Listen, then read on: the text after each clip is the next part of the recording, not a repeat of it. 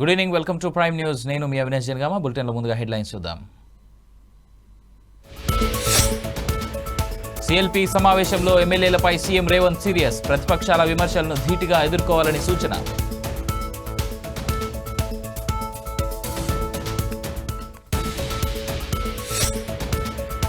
తెలంగాణ ప్రభుత్వం కీలక నిర్ణయం. నియోజకవర్గాల పునర్విభజనపై అఖిలపక్ష సమావేశం.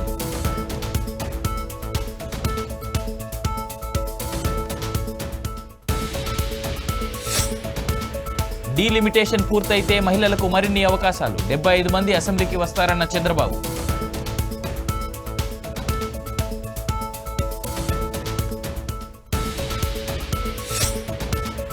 హోలీ పండుగ వేళ పోలీసుల ఆంక్షలు. నిబంధనలు అతిక్రమిస్తే కఠిన చర్యలు తప్పవని హెచ్చరిక.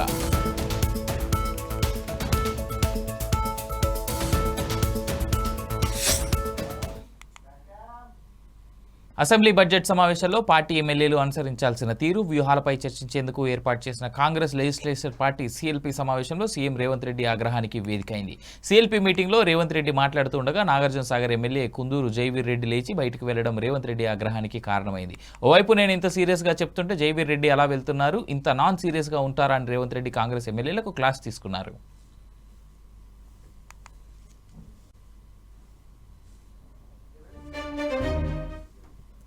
అసెంబ్లీ బడ్జెట్ సమావేశాల్లో పార్టీ ఎమ్మెల్యేలు అనుసరించాల్సిన తీరు, వ్యూహాలపై చర్చించేందుకు ఏర్పాటు చేసిన కాంగ్రెస్ లెజిస్లేచర్ పార్టీ సమావేశంలో సీఎం రేవంత్ రెడ్డి ఆగ్రహానికి వేదిక అయింది.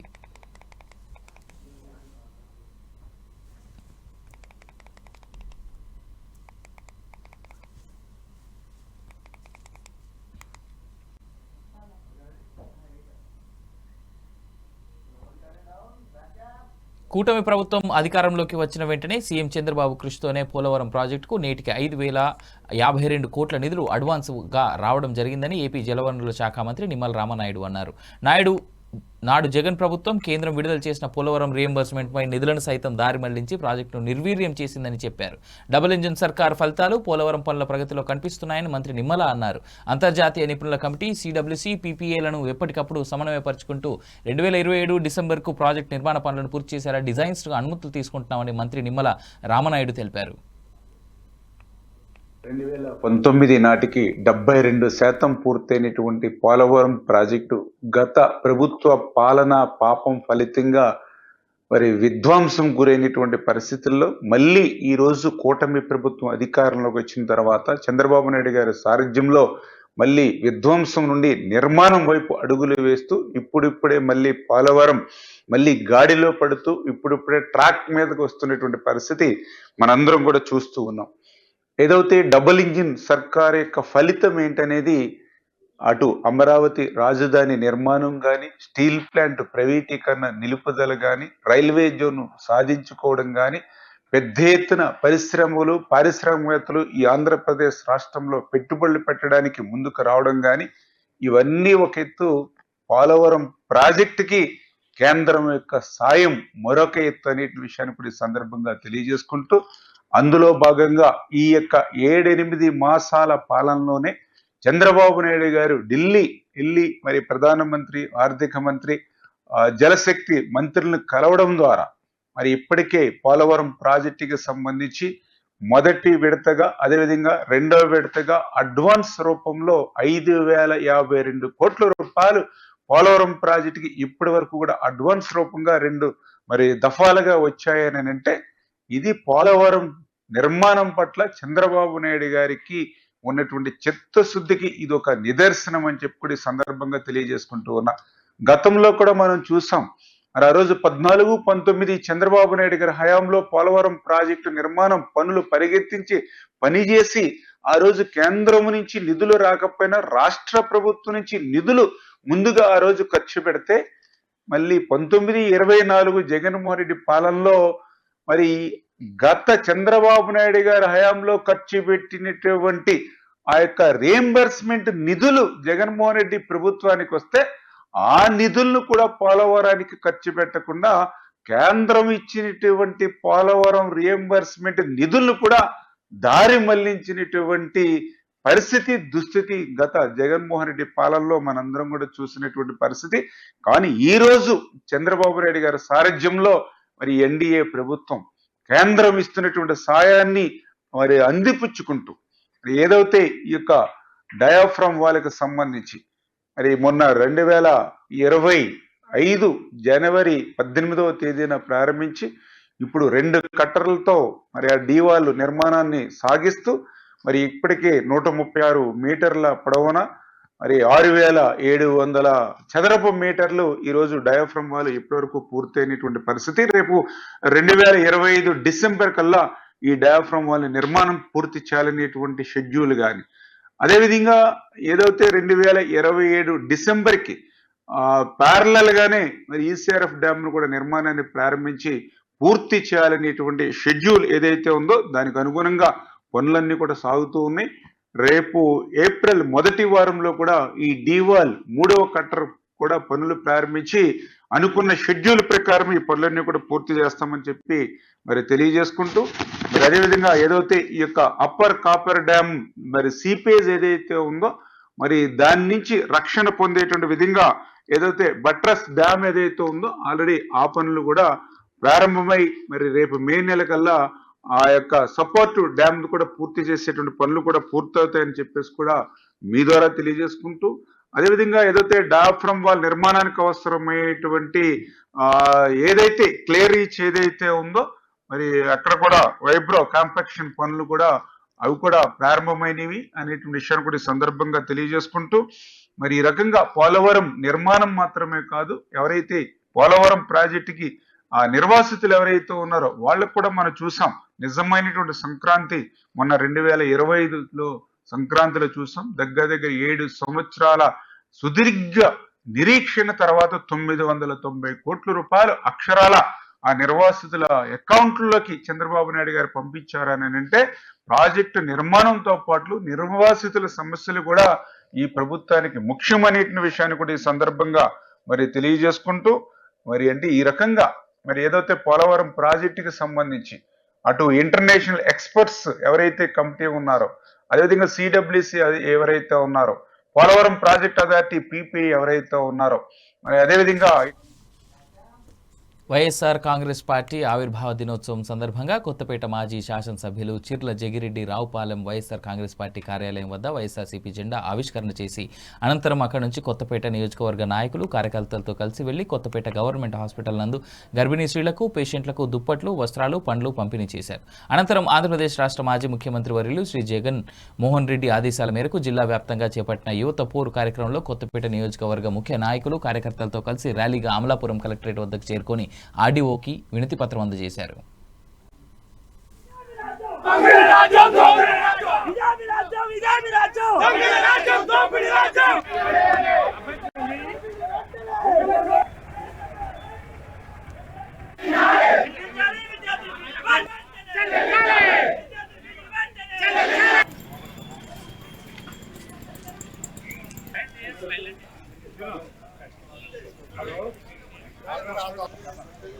ఇంకా మనోళ్ళు వచ్చారు ఇక్కడికి.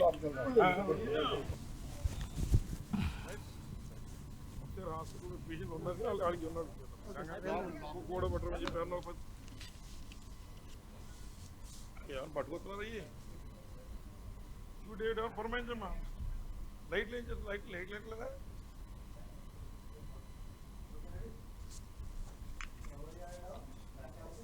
బాల్య వివాహాల రహిత జిల్లాగా మెదక్ జిల్లాను తీర్చిదిద్దాలని ఇందుకు గాను సంబంధిత శాఖల సమన్వయం చాలా అవసరమని మహిళా దినోత్సవ కార్యక్రమంలో జిల్లా కలెక్టర్ రాహుల్ రాజ్ హితవు పలికారు.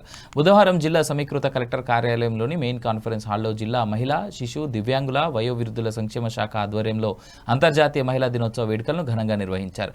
ఈ కార్యక్రమానికి గ్రంథాలయ సంస్థ chairman Chilumala Suhasini Reddy, ZP CEO Ellaiah, DW Haimavathi, additional DRDO Saraswathi, SC corporation ED విజయలక్ష్మిలతో కలిసి ముఖ్య అతిథిగా జిల్లా కలెక్టర్ పాల్గొని జ్యోతి ప్రజ్వలన గావించి కార్యక్రమాన్ని ప్రారంభించారు. ఈ సందర్భంగా జిల్లా కలెక్టర్ మాట్లాడుతూ ముందుగా మహిళలందరికీ అంతర్జాతీయ మహిళా దినోత్సవ శుభాకాంక్షలు తెలియజేశారు. జిల్లాలో బాల్య వివాహాల నిర్మూలనకు సంఘటితంగా పోరాడాలని, మన దేశ ప్రధానిగా పనిచేసిన ఇందిరాగాంధీ ఒక మహిళనని, మహిళలందరూ ఉన్నత పదవులు అధిరోహిస్తూ రాణిస్తున్నారని, మన దేశంలోనే కాకుండా ప్రపంచ దేశాల్లో మహిళలు సాధికారత దిశగా ముందుకు పోతుందని తెలిపారు.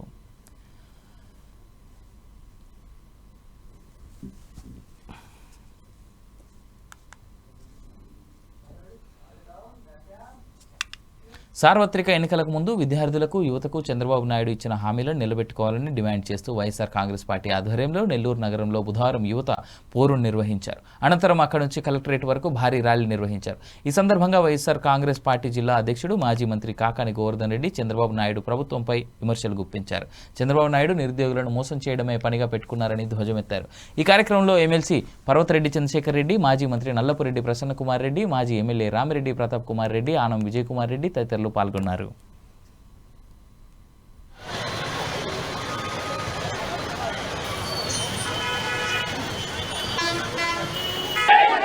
విద్యార్థులకు సంబంధించినటువంటి ఫీజు రియంబర్స్మెంట్ బకాయిలతో సహా చెల్లించాలని, యువకులకి నిరుద్యోగ భృతి ఏదైతే చంద్రబాబు నాయుడు ఎన్నికలకు ముందు హామీ ఇచ్చాడో ఆ హామీని నెరవేరుస్తూ వెంటనే వాళ్ళకి చెల్లింపులు చేపట్టాలని, బడ్జెట్లో నిధులు కేటాయించాలని, వీటి రెండుతో పాటు జగన్మోహన్ రెడ్డి గారు మెడికల్ కళాశాలలు ఏదైతే పెట్టారో ఆ ప్రైవేటీకరణ ఆపాలి అని చెప్పే ఆలోచనతో ఈరోజు 3 ప్రధానమైనటువంటి ఆలోచన చేస్తే ఫీజు రియంబర్స్మెంట్ అనేటువంటిది మహానేత రాజశేఖర రెడ్డి గారు పేద వర్గాలు కూడా ఉన్నత విద్యను అభ్యసించాలి, ఉన్నతమైనటువంటి లక్ష్యాన్ని సాధించాలి, ఉన్నతమైనటువంటి ఉద్యోగాల్లో రాణించాలనేటువంటి లక్ష్యంతో మహనీయుడు రాజశేఖర రెడ్డి గారు ఫీజు రియంబర్స్మెంట్ పథకాన్ని తీసుకురావడం జరిగింది. ఆయన చనిపోయినప్పటి నుంచి ఒక విధంగా చెప్పాలంటే ఫీజు రియంబర్స్మెంట్ పథకానికి గ్రహణం పట్టింది. ఆ తర్వాత వచ్చినటువంటి కాంగ్రెస్ ప్రభుత్వం కానీ, ఆ తర్వాత 2014లో వచ్చినటువంటి తెలుగుదేశం ప్రభుత్వం కానీ ఫీజు రియంబర్స్మెంట్ పథకాన్ని దాదాపుగా అటకెక్కించేటువంటి పరిస్థితులు ఏర్పడ్డాయి.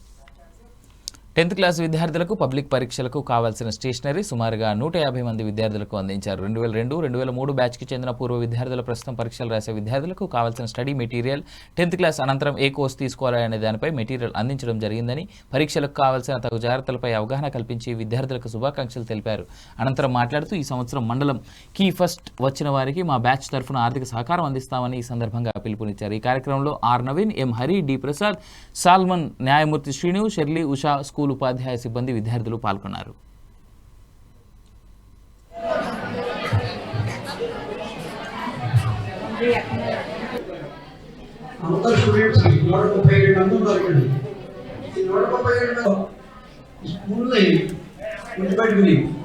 ఎందుకంటే కూడా స్వతమైన ఉంది అనగానే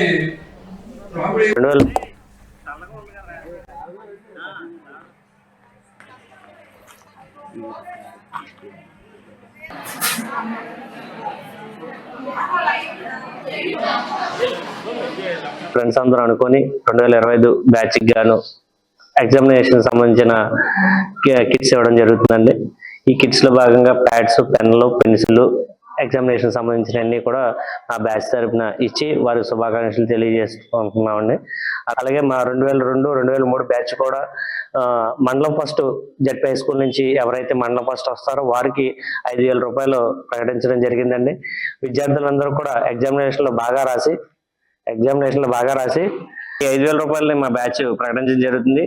ఈ ఎగ్జామినేషన్ రాస్తున్న ప్రతి విద్యార్థులు కూడా మా బ్యాచ్ తరఫున ప్రత్యేకమైన అభినందనలు తెలియజేసుకుంటూ సెలవు తీసుకుంటాం. ఉండి హై స్కూల్లో 2002-2003 బ్యాచ్ తరఫున మేము ఈ సంవత్సరం చదువుతున్న విద్యార్థులకి ఎగ్జామ్ కిట్ చేయడం జరిగింది. దాంతో పాటుగా కెరీర్ గైడెన్స్ 10th తర్వాత ఏం చదవాలి, ఎలా చదవాలి అనేది ఇంకా మిగతా బ్యాచ్లు కూడా మా తరఫున మేము గైడెన్స్ ఇవ్వాలని మా హెచ్ఎం గారికి, మాస్టర్లకు తెలియజేసాం. ముందు కాలం ఇంకా మా అందరూ ఫ్రెండ్స్ అందరూ కలిసి ఇంకా అనేక కార్యక్రమం చేయాలని ఆశిస్తూ ఉంటాం.